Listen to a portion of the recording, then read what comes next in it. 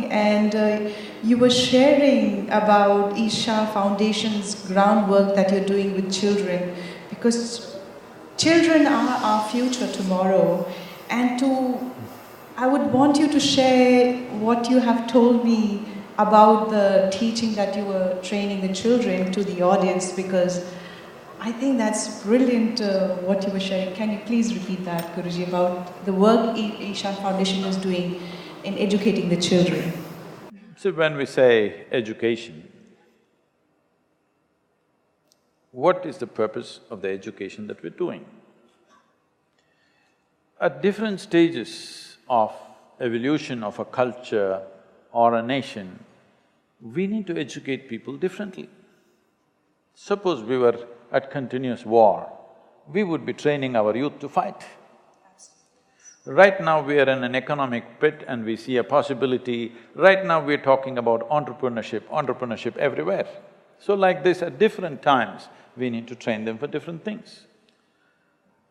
Having said that, we know that 65 to 70% of the Indian population is in rural India. I don't know what images people who live in cities have about rural India, but it's a pathetic life today. It's not a peaceful countryside living, it's bad, okay? Nourishment is bad, infrastructure is bad, everything is bad. Life in rural India is no more that idyllic, poetic stuff, it is not. Because we tried to shift from what is called as subsistence farming to commercial farming. It should have been done in a planned way, in a time-bound manner. We have this problem about not having timelines for anything.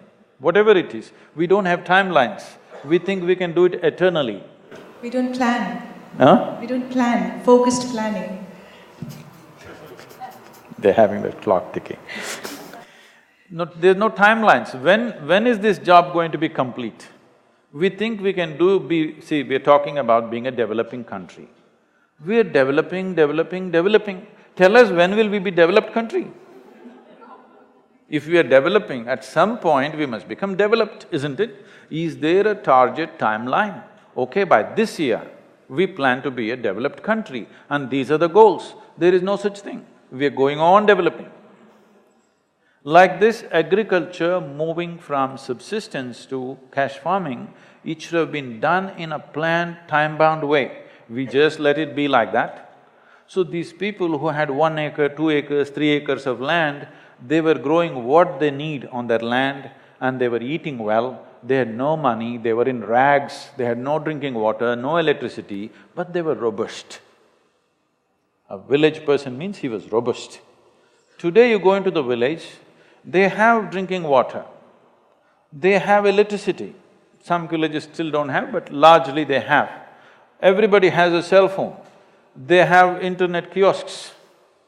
But you will see 60% of the rural population in India has shrunk like this. Their skeletal system has not grown to full size because they're malnourished. When they were eating food grown on their land, they ate variety of things. Today he's growing sugarcane, he gets cash in his hand, he comes and watches your cinema or gets drunk. Not wrong, I'm saying that's the only entertainment he has, let him watch. There's nothing else in his life, either a cricket match or a cinema or drink. There's really nothing else. I mean, what else is there in the village? A cricket match or a cinema or drink. These are the only 3 things which make it worthwhile living for him. Otherwise, everything is dreary, hard work, no result. When we did agriculture as subsistence farming, today we are ploughing means there is a ploughing song. Tomorrow we are weeding means weeding song, planting means planting song. Like this, there were harvest means harvest songs and dance. There was a community. With that, they were doing agriculture. Today you go into the village, 2 acres are all barbed wire fenced. My land is my land, your land is your land. I won't let you step into my land and I can't step into your land. You can't run agriculture like this for this kind of population. it needs a community, it needs a certain joy, it needs a certain involvement and relationship. You just want to do commercial thing, then you should have done something else. You should have merged everybody's lands and run big farms. Unless your land tract is large enough, there is no way to make agriculture profitable. There is no way.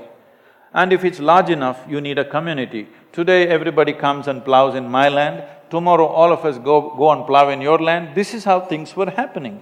Now for everything I have to pay money. When I pay everything, in the end all I have is debt. So the education for them is only to get out of this economic pit.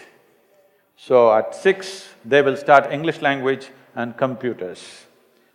Within 1 year, all of them are speaking fluent English in our schools.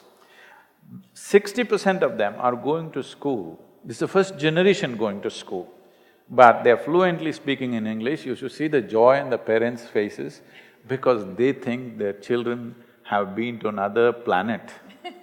They come home and they start talking in English.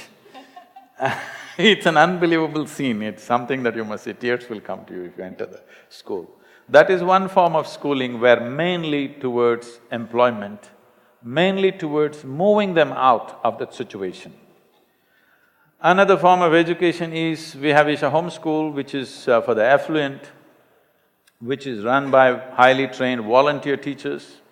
And this is a household kind of school where every 20 children live with a committed couple who bring them up till from age of 6 to a certain point. All schooling happens largely in the home except for labs, playgrounds and libraries. From 8th standard, they move to the high school, which is there. Our 11th and 12th is not 2 years, we made it 3 years because we are bringing so much talent into them in terms of music, art, theatre, leadership, business, various aspects, so that when they step out into their undergrad, they are very mature and competent people. So I said 1 year extra, if you want to do schooling with us, it is not 12 years, it is 13 years. So you cross the bad number also. It's really brilliant. And another form of education is where there is no academics. These children come at 6 and they have to commit for 12 years stay. Here we teach only yoga, kalaripaitu, classical music, classical dance, Sanskrit language and English language.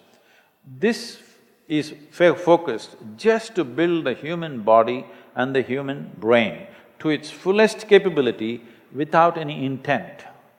This the most stupid thing is asking a 3-year-old child, what will you become, what will you become? I want to be a doctor at the age of 3. So without thinking what I will become, just growing this body and growing this brain to the fullest capability with utmost balance. You will see these children, if you come and see them, they can sit like this unmoving for 5–6 hours, okay? Wow. Age of 12, 15 years of age, Wow. they will simply sit like this unmoving for 5–6 hours at a time. Wow. That's a level of stability we brought into them. Wow. Guruji… Most adults cannot do it. I know, I mean, forget 5–6 hours, I think for 1 minute is also difficult. 2 minutes is difficult. 1 minute is a bad case.